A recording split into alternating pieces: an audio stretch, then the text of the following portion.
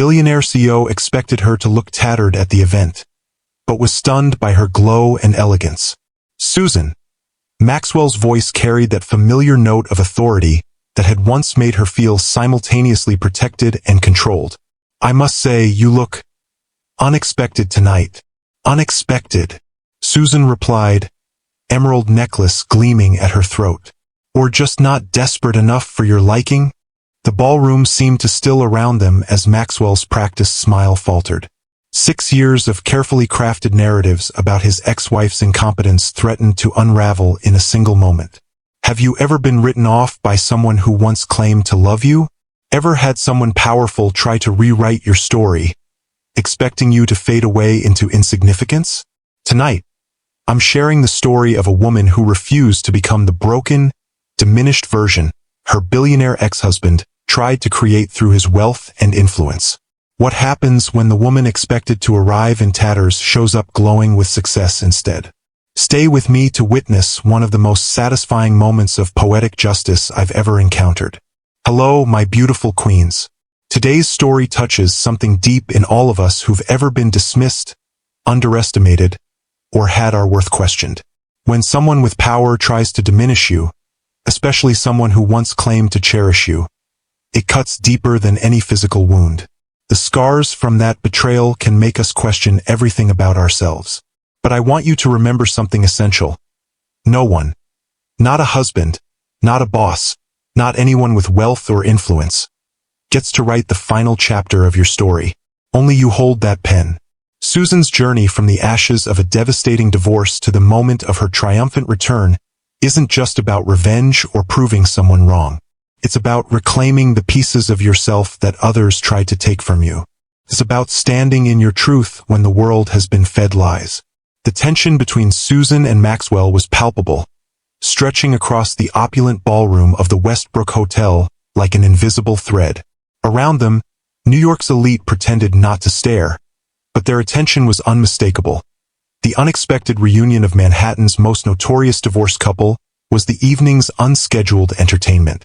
I'm simply surprised to see you here, Maxwell recovered smoothly, his silver hair catching the light from the crystal chandeliers above. It's been quite some time since you've attended one of our events. 6 years, 2 months, and approximately 15 days, Susan said with a smile that didn't reach her eyes. But who's counting? Beside her, Josephine made a small sound that might have been a suppressed laugh. Her crimson gown stood in vibrant contrast to Susan's elegant black Valentino, the sisters a study in complementary strength. Maxwell's gaze flicked to Josephine, his distaste barely concealed. Josephine, still the devoted sister, I see. Always, Josephine replied sweetly. Someone has to be, given how quickly some people discard their family commitments. His jaw tightened almost imperceptibly.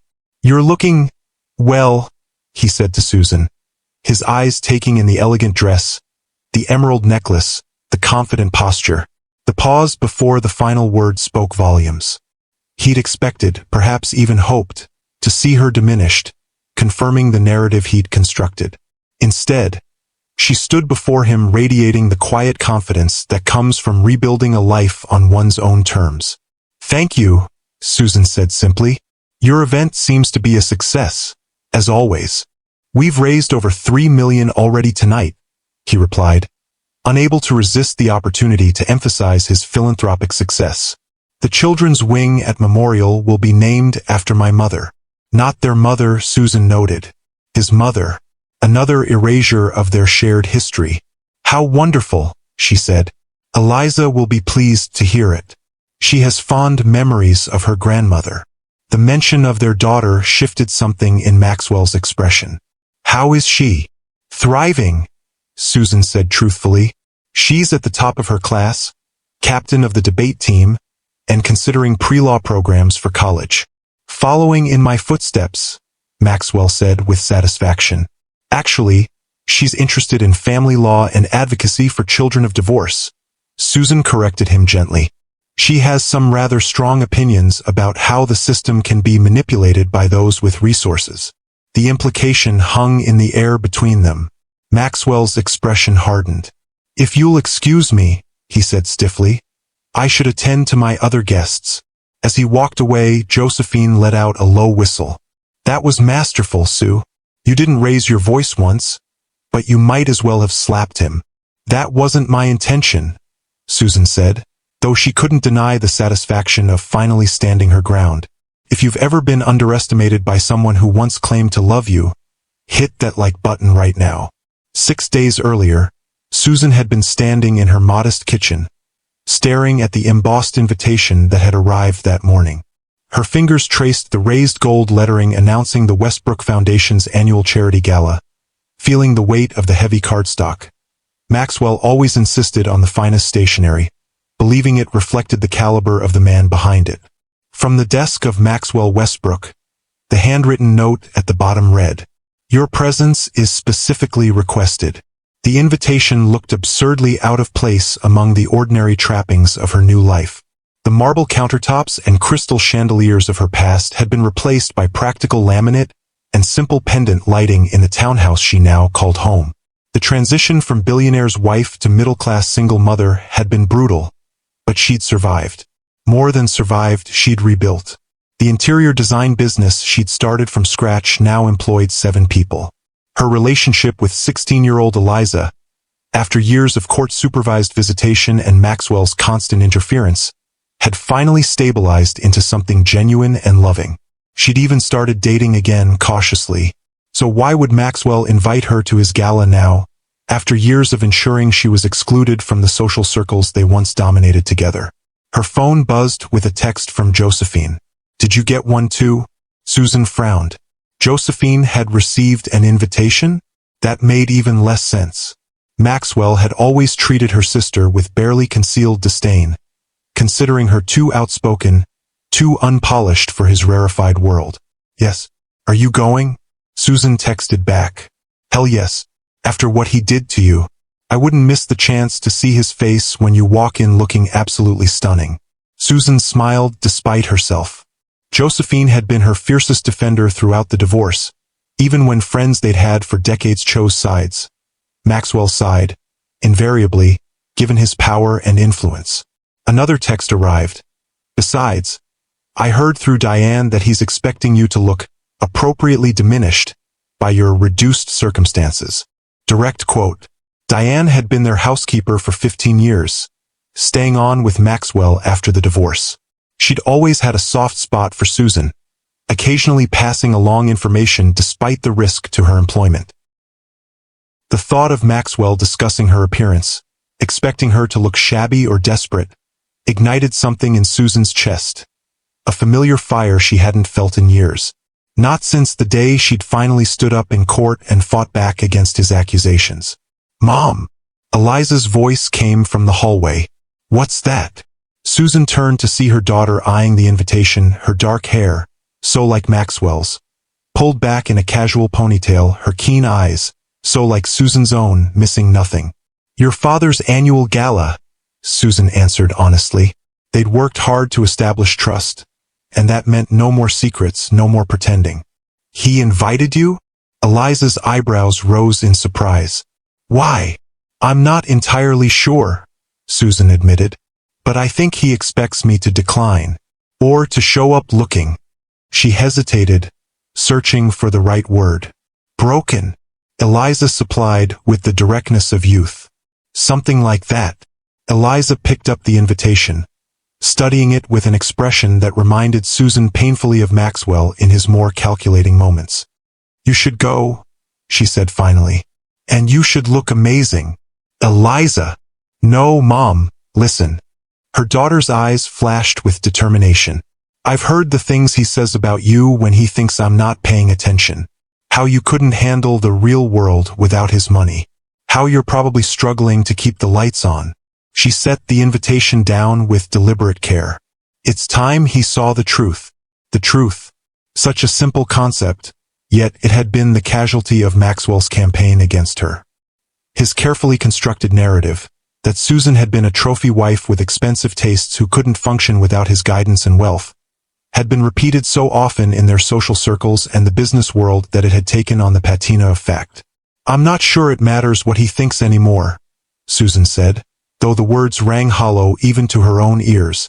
It matters because he's still telling the story, Eliza insisted, and people are still believing it, including some of my friends' parents. She crossed her arms, looking suddenly older than her 16 years. I'm tired of hearing whispers about my mom that I know aren't true. Susan felt a surge of protective love for her daughter, who had been caught in the middle of their battle for too long. Perhaps Eliza was right. Perhaps it was time to confront the narrative head-on.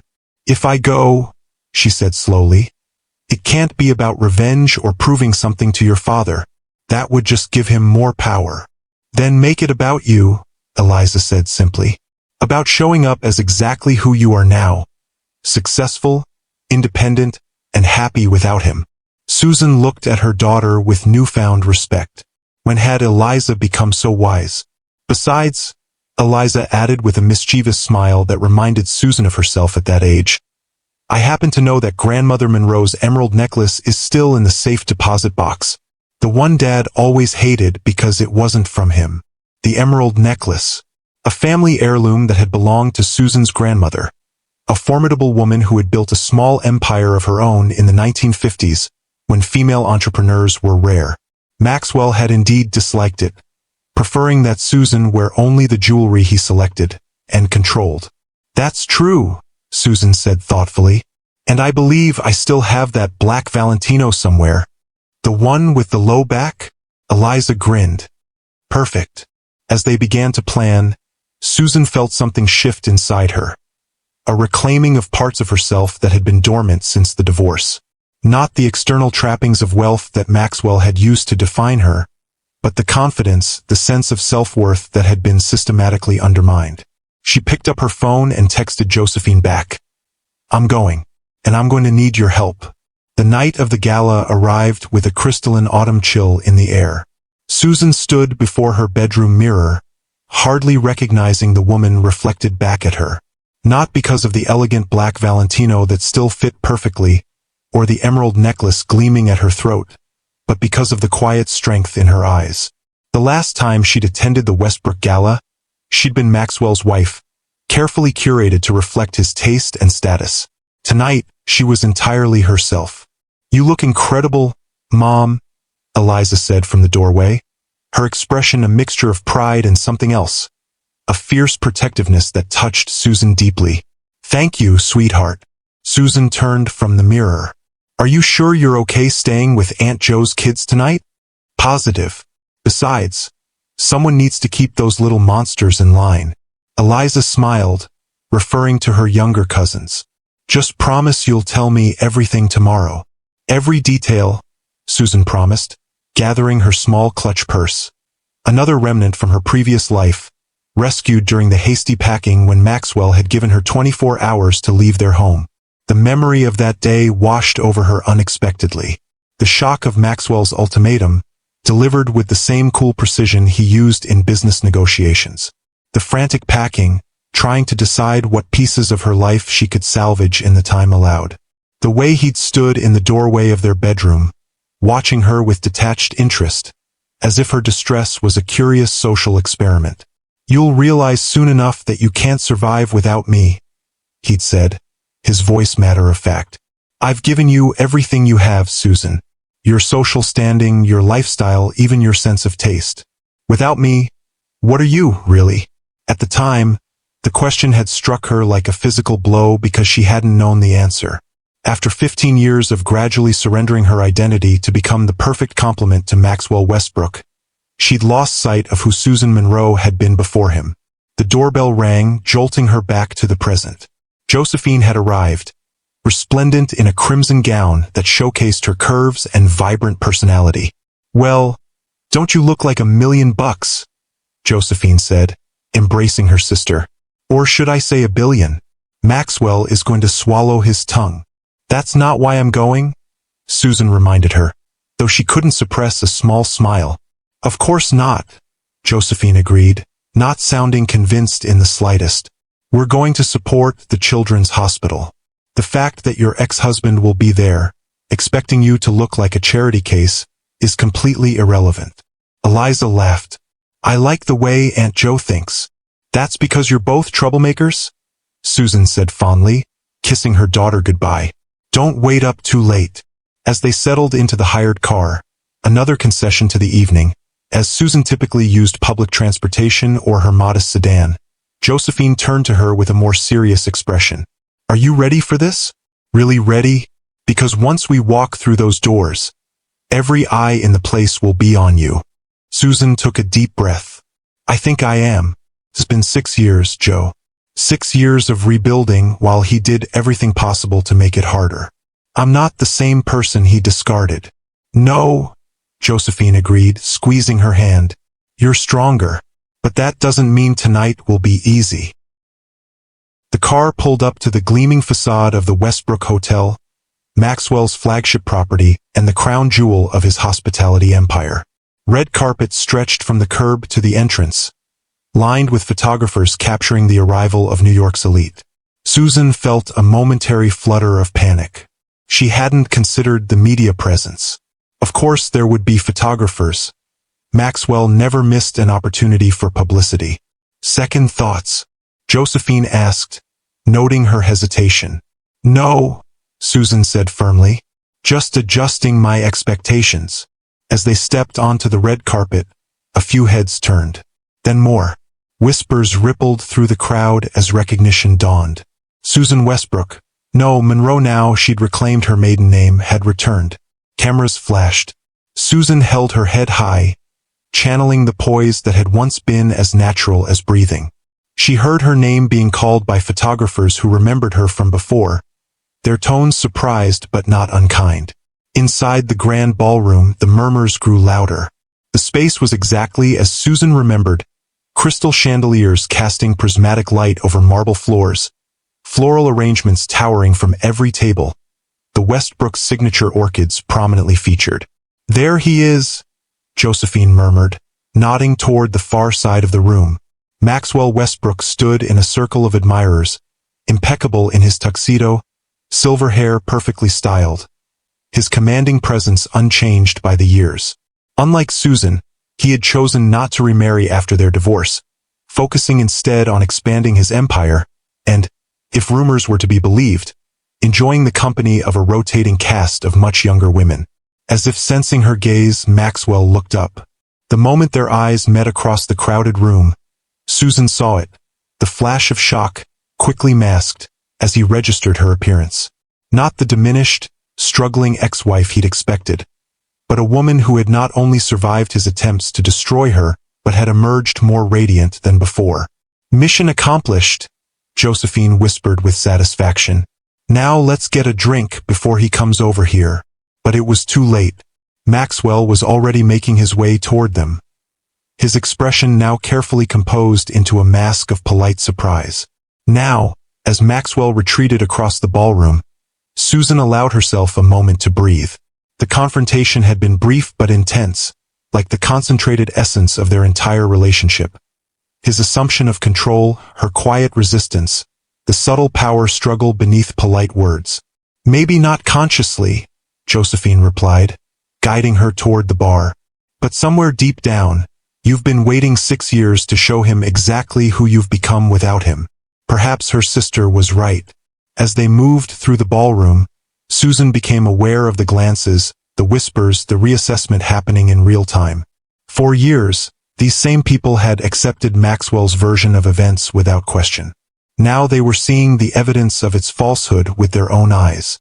At the bar, they encountered Diane, Maxwell's longtime housekeeper, who was taking a rare break from her duties.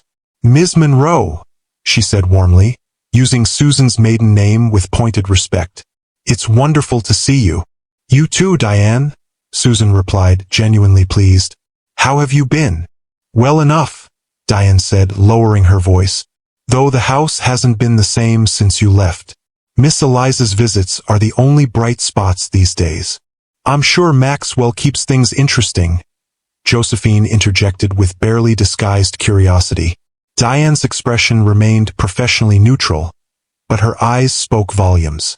Mr. Westbrook has been focused on his work. The house feels empty most of the time. Some men don't know what they have until it's gone. Josephine murmured into her champagne. Josephine, Susan admonished, though she couldn't help wondering if Maxwell ever regretted the scorched earth approach he'd taken to their divorce. I should get back to work, Diane said, glancing over her shoulder. But Ms. Monroe, I wanted to tell you, many of us who worked for the family have followed your business in the design magazines. That hotel renovation in Chicago was spectacular. Susan felt a rush of genuine pleasure at the compliment. The Chicago project had been a turning point for her firm, establishing her reputation beyond the shadow of being Maxwell Westbrook's ex-wife. Thank you, Diane. That means a lot. As Diane slipped away, Susan's mind drifted back to the early days of her marriage, when her design talents had been one of the things Maxwell had most admired about her. Or so she'd thought. They'd met at a gallery opening in Soho, Susan fresh out of design school and working for a small but respected firm, Maxwell already a rising star in real estate development. He'd been drawn to her passionate analysis of the gallery's spatial flow, listening with genuine interest as she explained how the architect had manipulated light and shadow to enhance the artwork. You see things others don't, he'd told her that night, his amber eyes warm with admiration. I could use someone with your vision. Within 6 months, she was working as a design consultant for his first boutique hotel. Within a year, they were engaged. The whirlwind romance had seemed like a fairy tale. The brilliant, handsome billionaire and the talented young designer creating beautiful spaces together. What she hadn't understood then was that together meant something very different to Maxwell. As their personal and professional lives merged, her contributions gradually became absorbed into his brand. Designs she created were presented as Maxwell Westbrook's vision brought to life. Her innovative approaches to space and light became the signature Westbrook aesthetic. At first, she'd accepted this as the natural order of things. Maxwell was the face of the company, the visionary leader. Of course, the work would be presented under his name. But slowly, subtly, her professional identity had been erased, her talent repackaged as an extension of his genius. You don't need the credit, he'd explained when she finally raised the issue, 5 years into their marriage. You're Mrs. Westbrook now. Everything I achieve, we achieve together. It had sounded reasonable, even generous. Only later did she understand it was the beginning of her erasure, not just professionally but personally as well. The emerald necklace had been one of the first battlegrounds. A gift from her grandmother on her 21st birthday, the Art Deco piece was both valuable and deeply meaningful.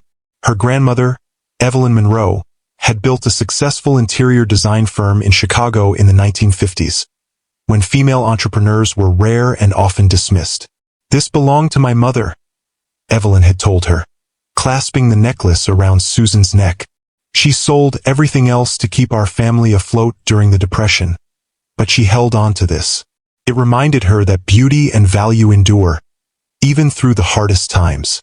Whenever you wear it, remember that you come from women who create beauty and survive hardship. Maxwell had hated the necklace from the first time he saw it. Not because it wasn't beautiful, even he acknowledged its exceptional craftsmanship, but because it represented a part of Susan he couldn't claim or control. It doesn't suit you, he'd say whenever she wore it. It's too provincial. You're a Westbrook now. You should wear pieces that reflect our standing. Our standing. His standing. The distinction had blurred in those early years, as she gradually surrendered pieces of herself to become the perfect complement to Maxwell Westbrook. Susan, are you all right? Josephine's voice pulled her back to the present. Just remembering, Susan replied, taking a sip of her champagne.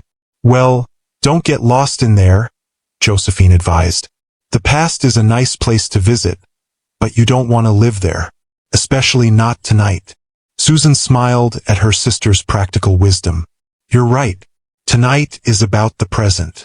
And the future, Josephine added with a meaningful glance across the room, where Lawrence Harrington had just entered the ballroom. Lawrence had once been one of Maxwell's closest friends and business partners, though rumors of a falling out had circulated for years. His presence tonight was surprising. Maxwell typically excised former allies from his life with surgical precision. As if sensing their attention, Lawrence looked their way. His expression shifted from polite social scanning to genuine surprise and pleasure when he spotted Susan. He excused himself from his current conversation and made his way toward them. "Susan Monroe," he called as he approached. "As I live and breathe." "Lawrence," she greeted him with genuine warmth. "It's been too long." "Indeed it has," he agreed, kissing her cheek. "Though I've been following your career with interest. That boutique hotel chain you redesigned has been stealing my best corporate clients." Susan laughed. "Hardly stealing. Just offering an alternative aesthetic that happens to resonate with a certain clientele. An aesthetic that bears your unmistakable signature," Lawrence said, his admiration evident. "You always did have an eye for transforming spaces, even back when Maxwell insisted on taking credit for your ideas." The observation, casually delivered but pointed, confirmed what Susan had long suspected, that at least some in their circle had seen through Maxwell's carefully constructed narrative even before tonight. "You're too kind," she said, deflecting the compliment with practiced grace. "Not kind enough," Lawrence replied, his expression turning serious. "I should have reached out after the divorce. The way Maxwell handled things. It wasn't right." Susan felt a tightness in her chest at the unexpected acknowledgement. For years, she'd believed that everyone in their shared social circle had accepted Maxwell's version of events without question. The possibility that some had seen the truth but remained silent was both validating and painful. "It was a difficult time," she said simply. "For what it's worth," Lawrence continued, lowering his voice, "not everyone believed what Maxwell said about you. Some of us remembered the brilliant woman who transformed the Wellington Hotel from a dated disaster into the most sought-after boutique property in Chicago. That kind of talent doesn't vanish overnight, regardless of what convenient narrative Maxwell was spinning. If you've ever had to rebuild your life after someone tried to tear it down, comment rising below. The Wellington Hotel. Susan hadn't thought about that project in years, though it had once been her proudest achievement. The historic property had been on the verge of demolition when Westbrook Enterprises acquired it. Maxwell had initially planned to raise the building and construct a modern high-rise, but Susan had convinced him of the potential in preserving and reimagining the 1920s gem. For 6 months, she'd poured herself into the project, researching the building's history, working with local artisans to restore original features while introducing contemporary elements that honored rather than erased the past. The result had been spectacular. A perfect balance of historic charm and modern luxury that had put Westbrook Hotels on the map as a serious player in the boutique hotel market. The opening gala had been Susan's triumph. Critics raved, industry leaders took notice, and reservations flooded in. It should have been the beginning of her rise as a respected designer in her own right. Instead, it became the beginning of her erasure. "My wife has such a good eye for detail," Maxwell had told reporters that night, his arm around her waist in what appeared to be a loving gesture but felt more like possession. "She's helped select some of the decorative elements that really finish the spaces I've envisioned." Decorative elements. As if her comprehensive redesign of the entire property, from structural changes to lighting concepts to custom furniture, could be reduced to throw pillows and wall art. She'd started to correct him, but he'd squeezed her waist in warning, his smile never faltering. Later, in their hotel suite, she'd confronted him. "Why did you do that? You know I did more than select decorative elements. This entire concept was my vision." "Don't be dramatic, Susan," he'd replied, loosening his tie with practiced ease. "Everyone knows you're talented, but this is business. Westbrook Hotels is my company, my brand. The market responds to a singular vision, not a committee. I'm not a committee. I'm your wife and the lead designer on this project." "Exactly. You're my wife. Everything we do as a team with me as the public face. That's how this works." He'd approached her then, tilting her chin up with one finger. "Don't you trust me to know what's best for us? For our future?" The question had been delivered with such confidence, such absolute certainty, that she doubted herself. Maybe he was right. Maybe this was how successful partnerships worked. Maybe her desire for recognition was selfish, even counterproductive to their shared goals. It was only years later, after the divorce, that she recognized this moment for what it was. The first major fracture in the foundation of their marriage, the first time she'd clearly seen Maxwell's need to diminish her in order to elevate himself. "The Wellington is still one of my favorite hotels in Chicago," Lawrence was saying, pulling her back to the present. "Though I have to say, your work on the Archer Group's boutique chain might have surpassed it. The Phoenix property in particular is extraordinary." The Phoenix, her first major commission after the divorce, and the project that had saved her fledgling design firm from collapse. Named for the mythical bird reborn from ashes, the hotel had been a labor of love and necessity. If it had failed, she would have been forced to abandon her independent practice and seek employment with an established firm. Exactly as Maxwell had predicted she would.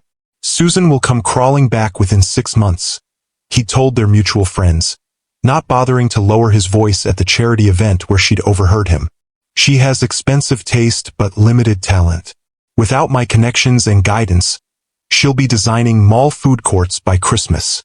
The memory of those words had fueled her through sleepless nights working on the Phoenix designs, through the anxiety of pitching her concepts to skeptical executives, through the grueling construction phase when every decision felt weighted with the potential for catastrophic failure. When the hotel opened to rave reviews, with specific praise for the bold, innovative design that reimagines desert luxury, she'd allowed herself one small act of defiance. She'd sent Maxwell a copy of Architectural Digest featuring the Phoenix on its cover, with her name prominently credited as the designer. No note, no comment, just evidence that his prediction had been wrong. He'd never acknowledged receiving it. But 3 weeks later, he'd filed for full custody of Eliza, claiming Susan's erratic work schedule and financial instability made her an unfit mother. The custody battle that followed had been the darkest period of Susan's life. Maxwell had deployed his considerable resources like weapons, high-priced attorneys, private investigators documenting every parenting imperfection, expert witnesses testifying to the superior stability of Eliza living in the family home with her father rather than in Susan's modest apartment.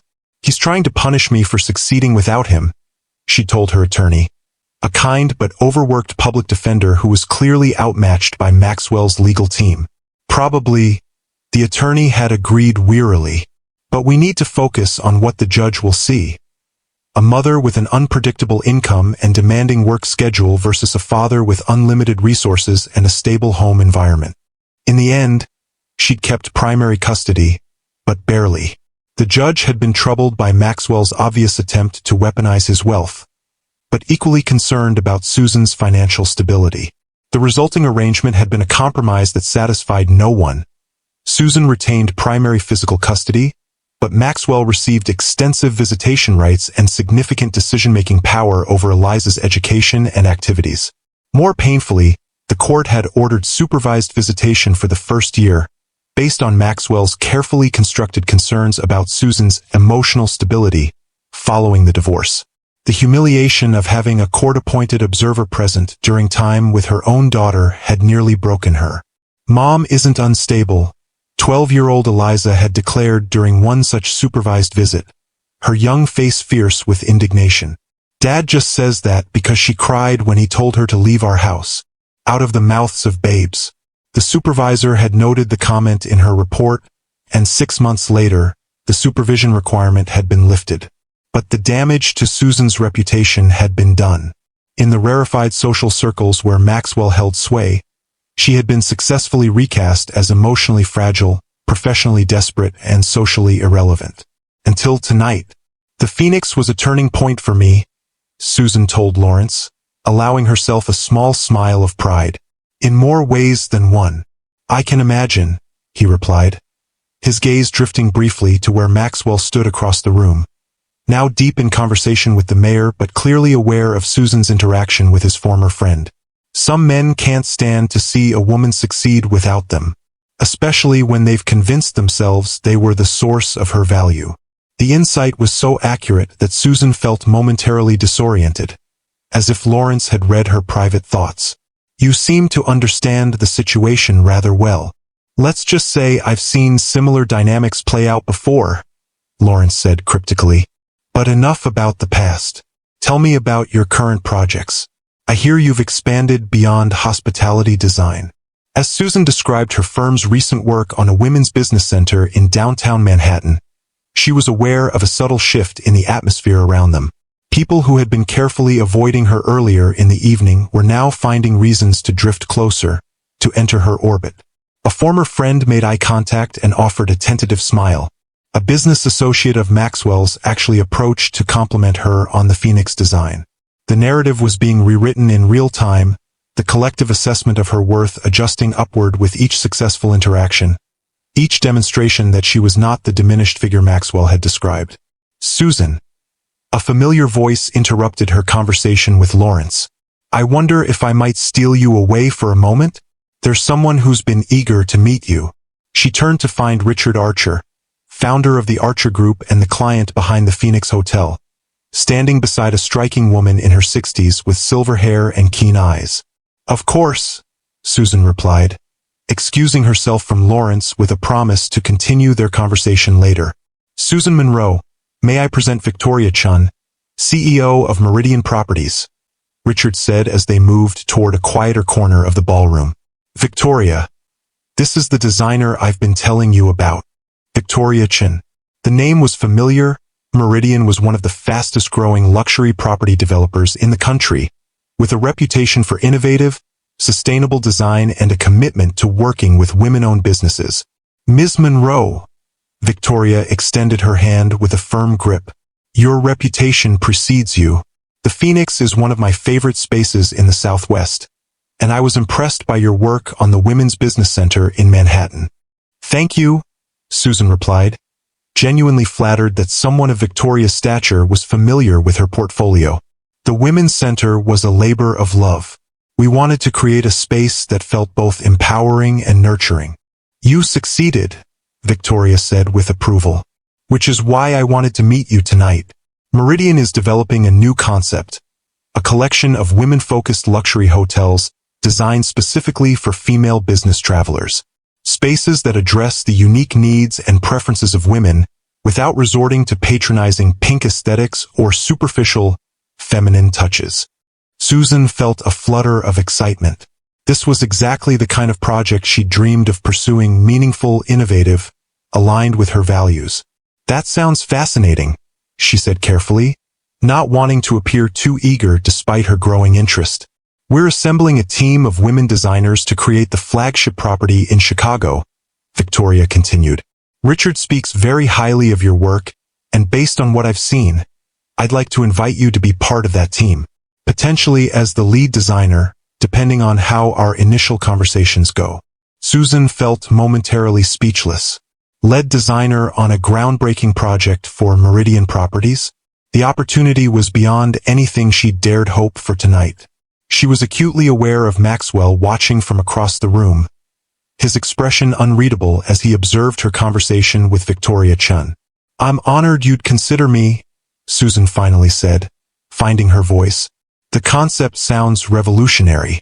I'd love to hear more about your vision. Victoria smiled, a quick, decisive expression that suggested she wasn't a woman who wasted time on pleasantries when business could be discussed. Excellent. My office will contact yours next week to set up a proper meeting.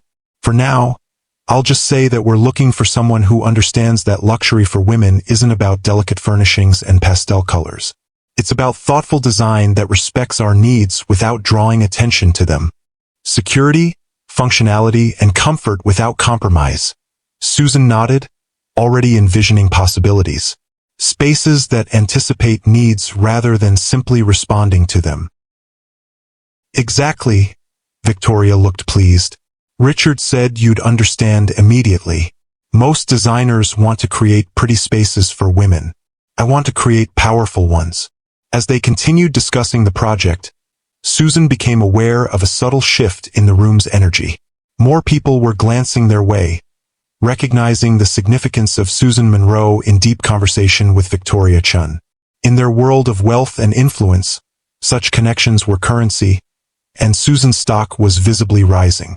Richard excused himself to greet another guest, leaving Susan and Victoria to continue their discussion. As they spoke, Susan couldn't help noticing how Victoria occasionally glanced toward Maxwell with an expression that suggested history. Not romantic, but certainly complex.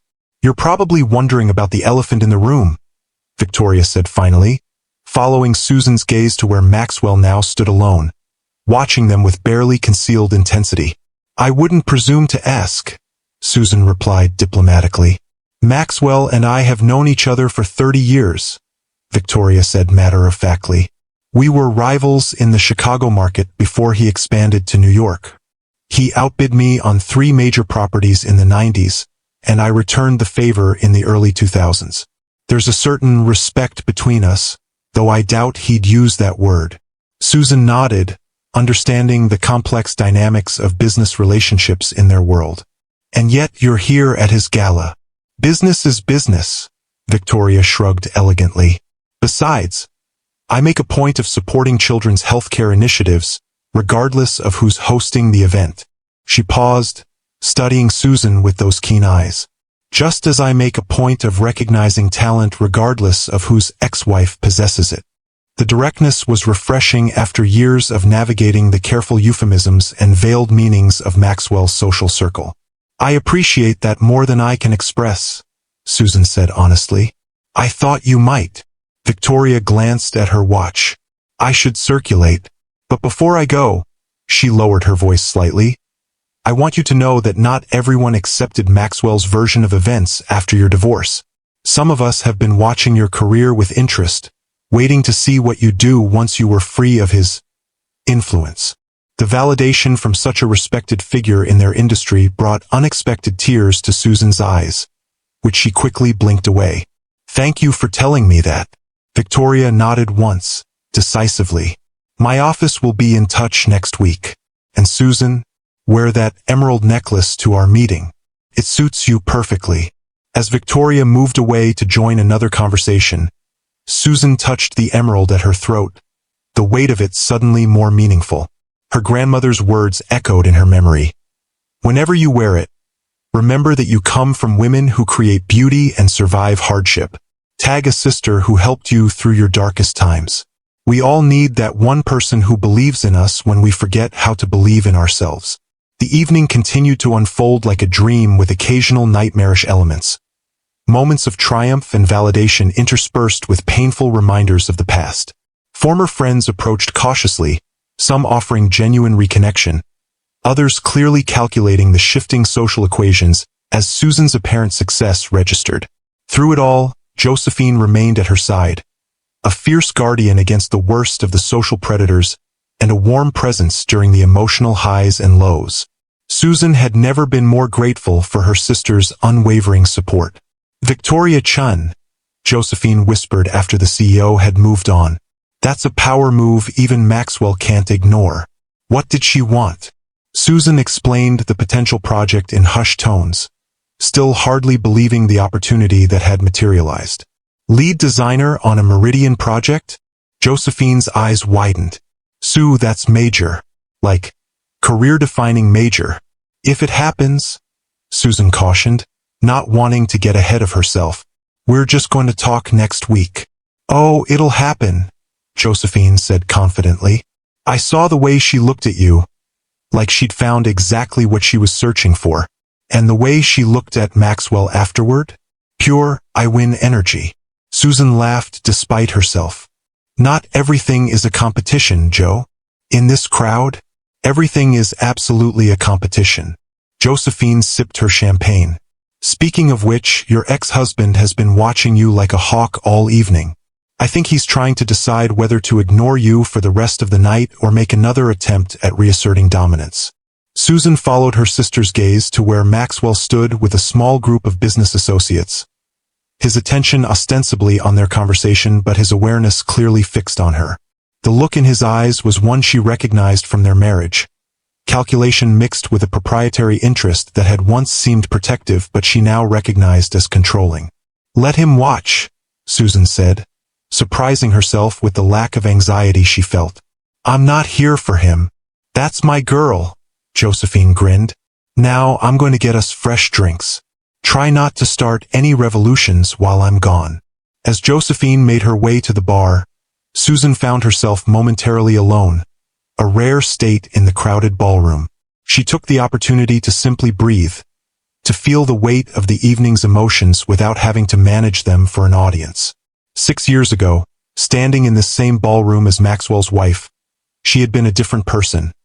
Carefully curated, constantly vigilant, her authentic self buried beneath layers of accommodation and compromise. She had believed, as Maxwell had taught her to believe, that her value derived from her association with him, that her talents were merely complementary to his vision, that her purpose was to enhance his life rather than create her own. The journey from that woman to the one who stood here tonight had been brutal, marked by public humiliation, financial hardship, and moments of despair so profound she'd questioned whether she could survive them. There had been nights when Eliza was finally asleep and Susan had sat alone in her small kitchen, bills spread before her, wondering if Maxwell had been right, if she truly couldn't function without him. The Chicago project had been her lifeline during those darkest times. A small boutique hotel on the verge of bankruptcy had taken a chance on her fledgling design firm, unable to afford the established names but willing to gamble on a talented designer with something to prove. Susan had poured everything into that project. Her creativity, her determination, her desperate need to prove Maxwell wrong. When the hotel had reopened to rave reviews and rapidly increasing bookings, the owner had credited Susan's design as the key factor in its success. That testimonial had led to another project, then another. Each success had rebuilt a piece of her confidence.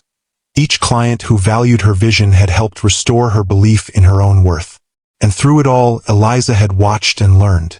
Despite Maxwell's attempts to turn their daughter against her, Eliza had witnessed her mother's struggle and resilience firsthand.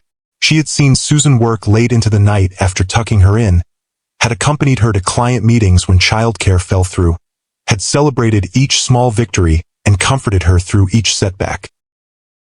Your father believes that value comes from power and wealth, Susan had told Eliza during a particularly difficult period when Maxwell's child support payments were mysteriously delayed for the 3rd month in a row. But there are many kinds of wealth and many kinds of power. The ability to create something beautiful from nothing, that's a kind of wealth. The strength to start over when everything is taken from you, that's a kind of power. Eliza, 13 at the time, had considered this with the seriousness that characterized her approach to life. Is that why you don't hate him? Because you know you have your own power? The question had startled Susan with its insight. I suppose that's part of it, she'd answered honestly. But mostly, I don't hate him because hate takes too much energy. Energy I'd rather put into loving you and building our new life. Now, watching Maxwell across the crowded ballroom, Susan realized that was still true. She didn't hate him. What she felt was something more complex. A mixture of gratitude for Eliza, sadness for the genuine love that had existed in their early years, and a clear-eyed recognition of the fundamental incompatibility that had doomed their marriage from the start. Maxwell needed to dominate. Susan needed to create. In the end, those needs had proven mutually exclusive. "Penny for your thoughts." A voice interrupted her reflection. She turned to find Lawrence Harrington had rejoined her, 2 champagne flutes in hand. "Your sister asked me to deliver this. She got waylaid by an old friend at the bar." "Thank you." Susan accepted the glass with a smile. "I was just processing." "A lot to process tonight, I imagine," Lawrence observed, his gaze sympathetic.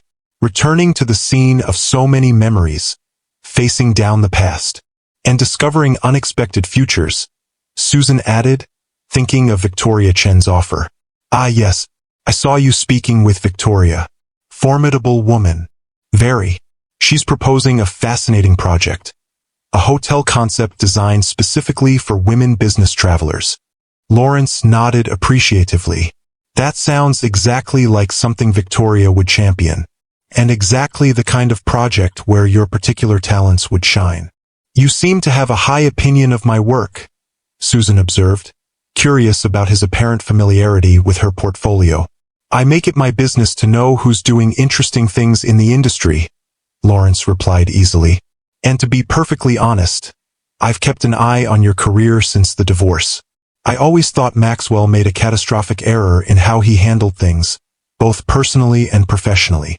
"Professionally?" Susan questioned, surprised by this assessment. Absolutely. You were one of his greatest assets, both as a designer and as a partner who balanced his sharper tendencies. The Westbrook brand has suffered without your influence.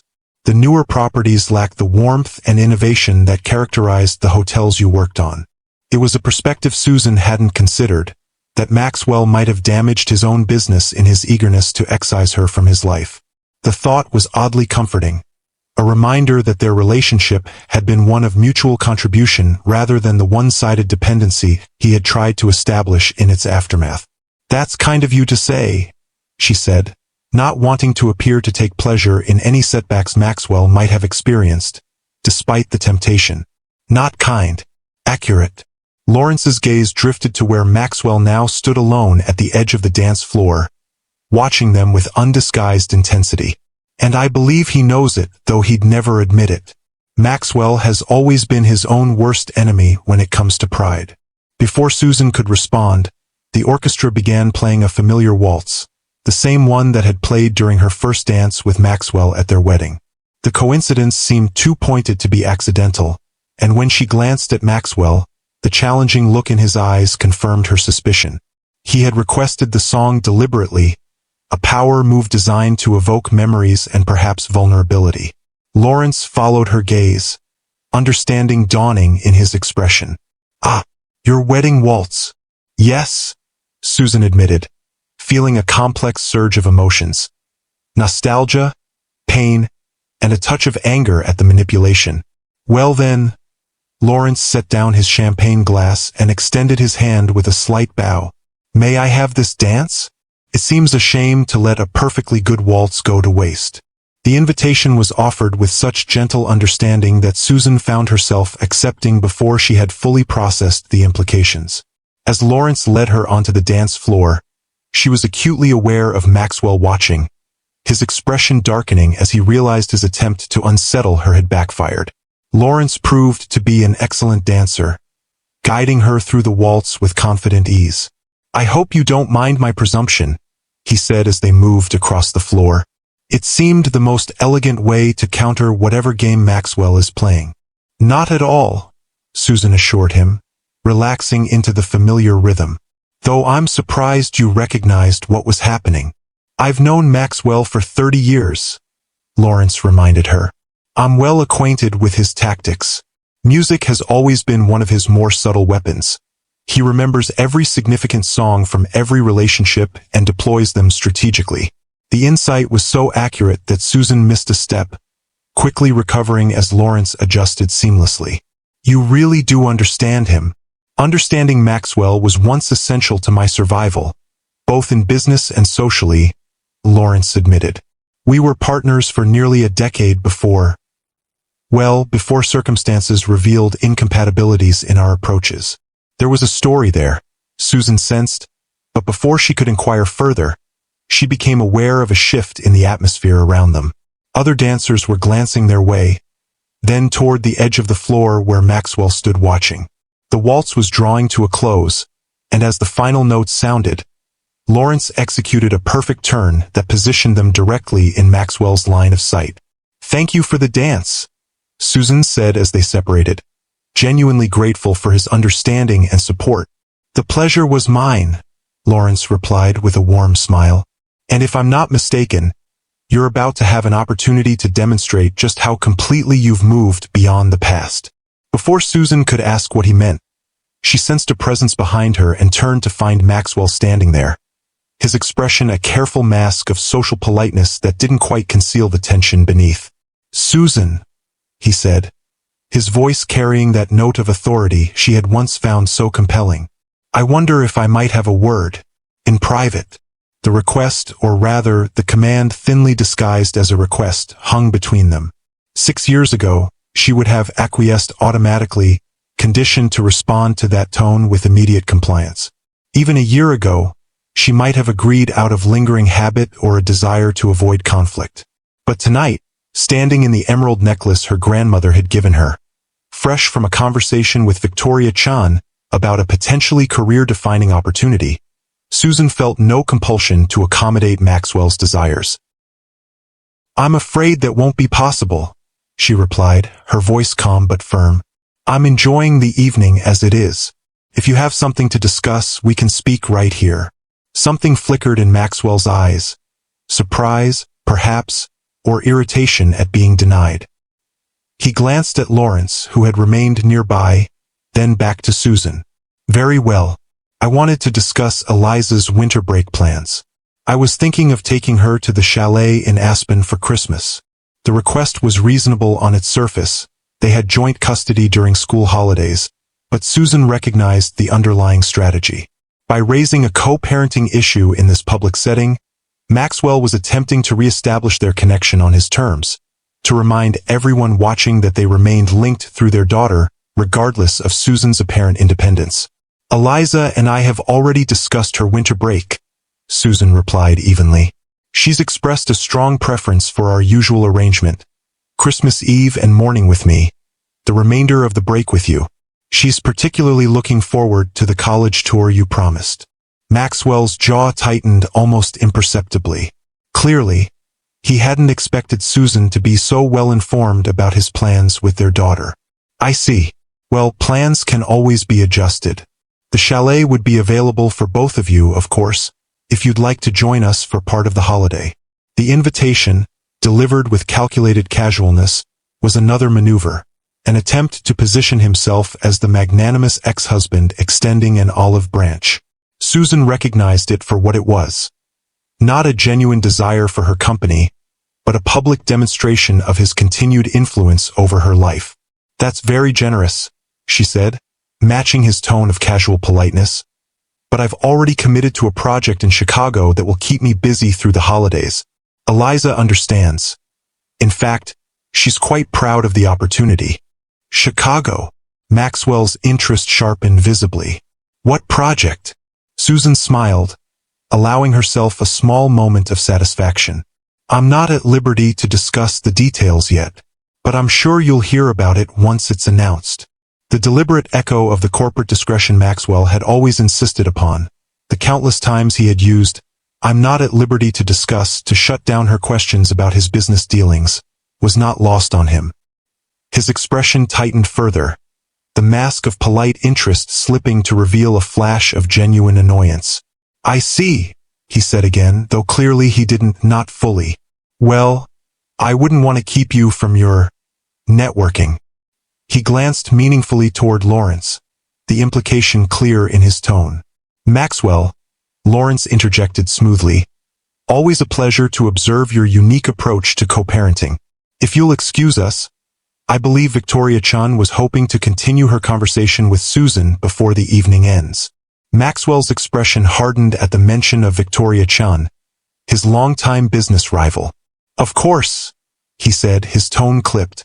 Don't let me keep you from opportunities. As he turned to leave, he paused, looking back at Susan with an expression she couldn't quite decipher.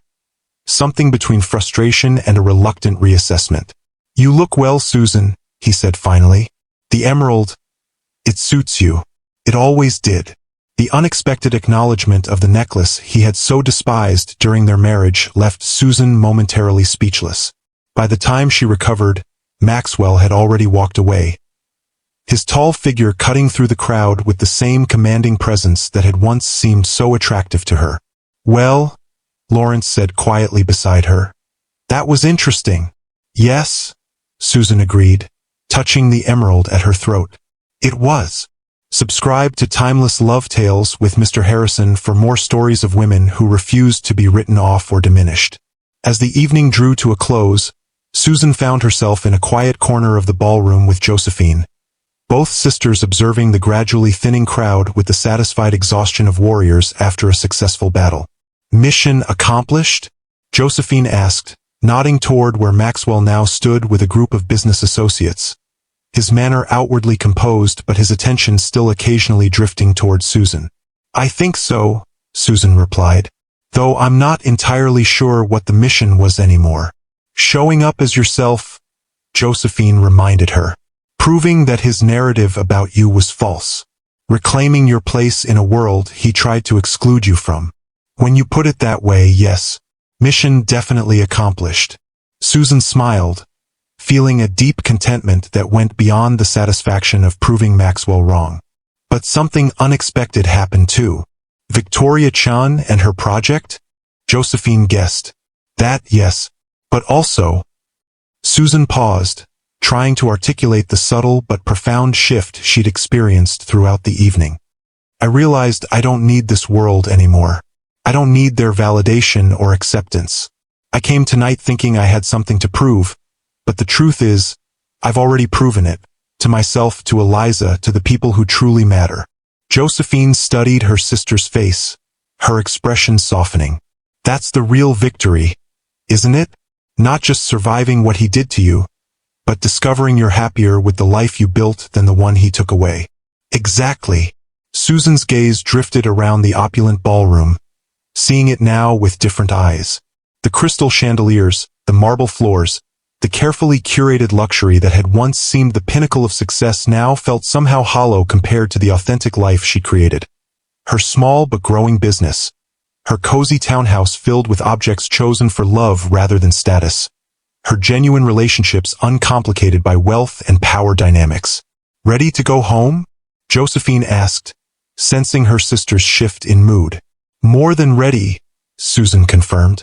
As they collected their wraps from the coat check, Susan became aware of Diane hovering nearby, clearly wanting to speak but hesitant to approach directly. When their eyes met, the housekeeper moved closer, her voice low. Ms. Monroe, I just wanted to say, it was wonderful to see you tonight. Truly wonderful. Thank you, Diane, Susan replied warmly. It was good to see you too. Diane glanced over her shoulder, ensuring no one was within earshot, then continued in a rush. He's not the same since you left, you know. The house is like a museum now. Perfect but empty. He works all the time, barely sleeps. Miss Eliza says he's different when she visits, tries to be present. But as soon as she leaves, she shook her head slightly. I shouldn't be telling you this. It's all right, Susan assured her, touched by the woman's concern despite the complicated emotions it stirred. I hope he finds happiness, I really do. Just not at my expense anymore. Diane nodded, understanding in her eyes. You look happy, Ms. Monroe. It suits you even better than that beautiful necklace. With those words, she slipped away, returning to her duties before her absence could be noticed. Susan watched her go, feeling a complex mixture of emotions. Compassion for the emptiness Diane described, gratitude for her own hard-won contentment, and a final release of the lingering guilt she'd carried about the failure of her marriage. Outside, the autumn night had grown colder, the city lights glittering against the dark sky. As they waited for their car, Josephine looped her arm through Susan's. So, Chicago for Christmas? She asked, referencing the project Susan had mentioned to Maxwell. Is that really happening? It might be, Susan admitted. Victoria seemed serious about moving quickly if our meeting goes well. The flagship hotel would be in Chicago, and the initial design phase would need to happen over the winter. Eliza will understand, Josephine assured her. That girl is your biggest fan, you know. She tells everyone about her mom, the badass designer who rebuilt her life from scratch.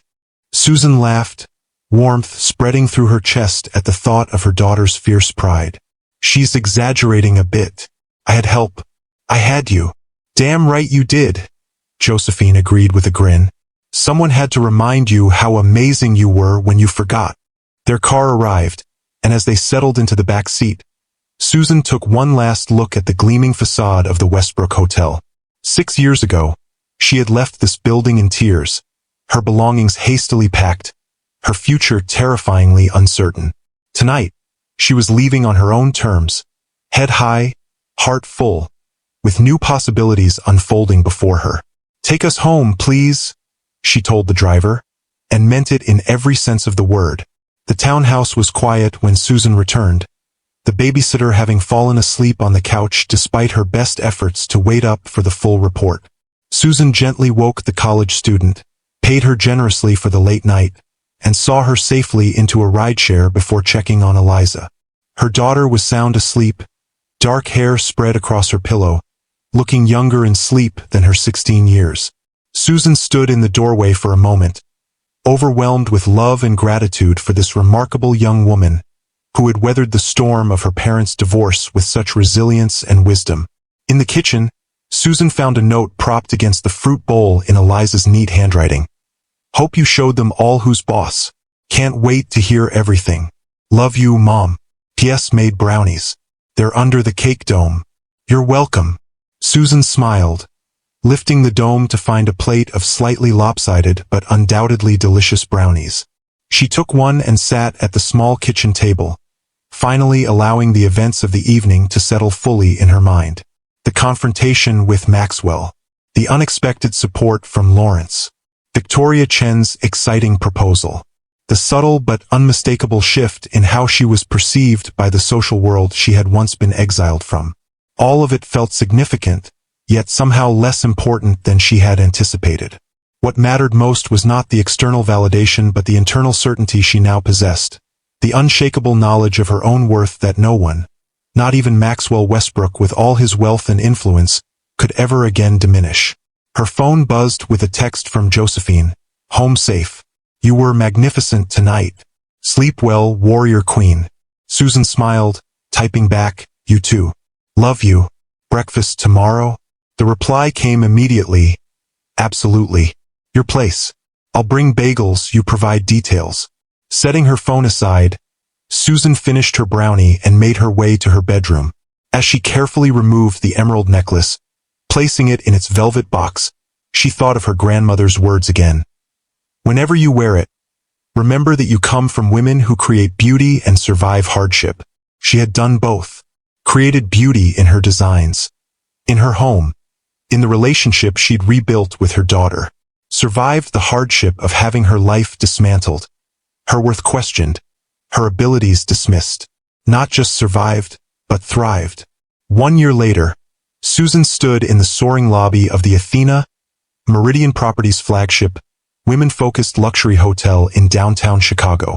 Snow fell gently outside the floor-to-ceiling windows, the white flakes creating a magical backdrop for the hotel's grand opening celebration.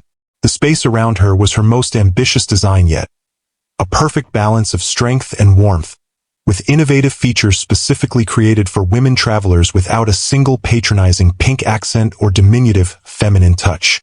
Instead, the design spoke of confidence, sophistication, and thoughtful attention to both security and comfort.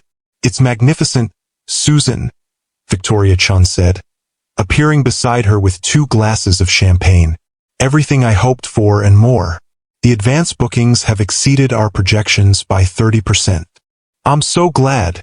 Susan accepted the champagne with a smile. This project has been the most fulfilling of my career. And it's just the beginning, Victoria reminded her. The board approved the expansion to 3 additional cities yesterday. We'd like you to oversee the design for all of them, with your team handling the implementation. The news, while welcome, wasn't entirely unexpected. The Athena concept had generated buzz in the industry for months, with advance reviews praising its innovative approach to luxury hospitality for women. Susan's firm had grown to accommodate the increased workload, now employing 15 designers and support staff, including 2 promising young women Susan had mentored personally. I'd be honored, she told Victoria sincerely. As they clinked glasses to seal the agreement, Susan caught sight of a familiar figure across the lobby. Eliza, now 17 and even more poised, deep in conversation with one of the hotel's investors. Her daughter had flown in yesterday for the opening, insisting she wouldn't miss her mother's triumph for anything, not even the college preparation exam scheduled for the following week. Your daughter is remarkable, Victoria observed, following Susan's gaze.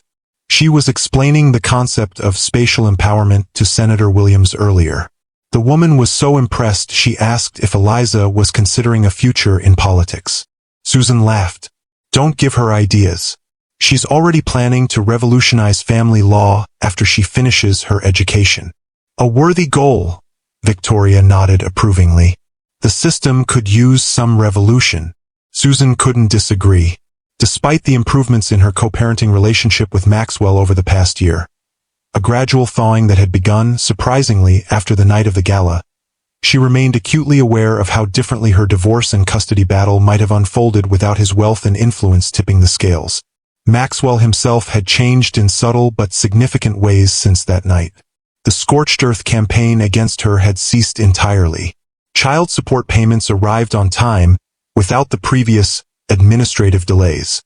He had even, in a moment that still occasionally stunned Susan when she recalled it, apologized for certain aspects of his behavior during and after their divorce.